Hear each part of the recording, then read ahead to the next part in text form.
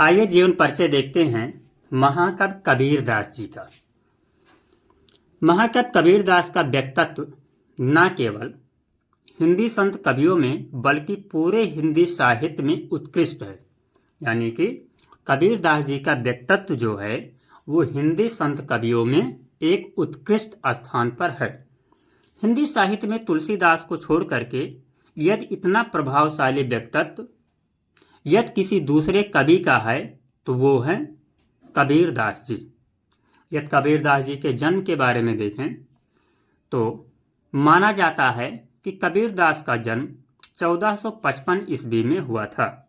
इनके गुरु का नाम स्वामी रामानंद था, जिनके आशीर्वाद से एक विधवा ब्राह्मणी को पुत्र की प्राप्ति हुई, परंतु उसने समाज के भय एवं लोकलाज के भय से उसे काशी के लहरतारा नामक तालाब के पास छोड़ दिया। यानी कि उस विधवा ब्राह्मणी को जो पुत्र प्राप्ति हुई थी, उस पुत्र को उस ब्राह्मणी ने काशी के लहरतारा नामक तालाब के पास छोड़ दिया था। अतः उसे नीमा नीरू नामक 2 दंपत्ति जोलाहा ने उठाकर उनका पालन पोषण किया। ऐसा माना जाता है कि कबीरदास जी बहुत अधिक पढ़े लिखे नहीं थे, परंतु उन्हें आत्मज्ञान था। राम का नाम उनका गुरु मंत्र था और जब वे एकचित्त होकर गाते तो कविता सहसा ही उनके मुख से निकल पड़ती। यानी कि कबीर के पास बहुत ज़्यादा पढ़ाई लिखाई नहीं थी, लेकिन ऐसा माना जाता है कि जब वो एकचित्त होकर गाते थे तो कविता उनके मुंह से सहसा ही निकल पड़ती थी।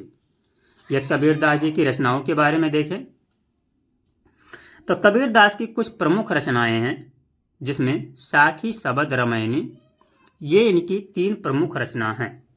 परंतु डॉक्टर श्याम सुंदर दास ने इनकी समस्त रचनाओं को संग्रहित कर कबीर ग्रंथावली के नाम से संपादित किया। यानी कि कबीरदास की तीनों रचनाओं साखी शबद रामायणी इन सभी को आपस में संग्रहित कर डॉक्टर श्याम सुंदर दास जी ने एक नई रचना की और उसका नाम बताया कबीर ग्रंथावली के नाम से संपादित किया। कबीरदास जी मूलतः ज्ञान मार्गी शाखा के कवि थे। कबीरदास ज्ञान मार्गी शाखा के कवि थे, लेकिन उनकी कविता में प्रेम और भक्ति की भावना के दर्शन होते।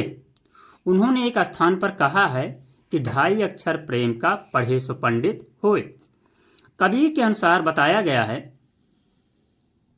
कबीर अपने मतानुसार कहते हैं कि जगत की सत्ता केवल माया के कारण ही दृष्टिगोचर होती है, अर्थात कि माया के कारण ही चलती है। जगत वैसे मिथ्या है इस नाश्वर संसार में, अर्थात कबीरदास ने बताया है कि इस नाश्वर संसार की उपमा कबीरदास ने सेमल के फूल एवं कागज के नाव से की है। सेमल का फूल अर्थात सेमल का फूल बाहर से तो देखने में बहुत ही खूबसूरत और सुंदर होता है, लेकिन उसमें खुशबू नहीं आती। उसी प्रकार कागज का नाव सिर्फ दिखावटी होता है, जो कि पानी में डालने से कुछ समय के बाद गल करके डूब जाता है। इसके विषय में कबीरदास जी ने कहा है कि यो ऐसा संसार है जैसा सेमल फूल, दिन 10 के व्यवहार को झूठे रंग न भूल। हाँ, यदि कबीरदास जी के बारे में आगे देखें तो कबीर ने अपने काव्य में गुरु को विशेष महत्व दिया है और इन्हें ईश्वर से भी बड़ा बताया है।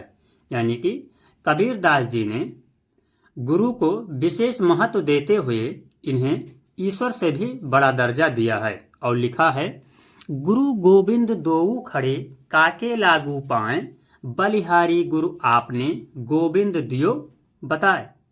ये दोहा ज़्यादातर हाई स्कूल और इंटरमीडिएट के एग्ज़ाम के रूप में प्रश्न में पूछा जाता है। यदि कबीरदास जी की शैली के बारे में देखें तो कबीरदास जी की शैली में ऐसा देखा गया है कि वो किसी एक भाषा को अपने काव्य में स्थान नहीं दिए हुए हैं, अर्थात उनकी वाणियों में हिंदी, उर्दू, फारसी आदि भाषाएं मिलती हैं। साथ ही खड़ी बोली, अवधी, भोजपुरी, पंजाबी आदि उपभाषाओं का प्रयोग भी मिलता है। यानी कि कबीरदास ने अपने काव्य में न केवल एक भाषा का प्रयोग किया, बाकी सभी प्रकार की भाषाओं का प्रयोग किया है। अतः आचार्य हजारी प्रसाद द्विवेदी ने इनकी भाषा के बारे में लिखा है कि भाषा पर कबीर का जबरदस्त अधिकार था, वह भाषा के डिक्टेटर थे।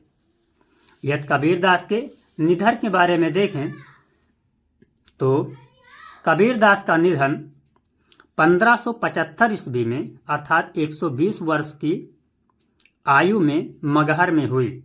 लेकिन ऐसा माना जाता है कि कबीरदास अपना संपूर्ण जीवन काशी में रहे और अपने अंतिम दिनों में काशी से मगहर चले गए और उन्होंने इस बात का खंडन किया कि मगहर में मृत्यु होने से सिर्फ इंसान को नरक की प्राप्ति ही होती है। धन्यवाद।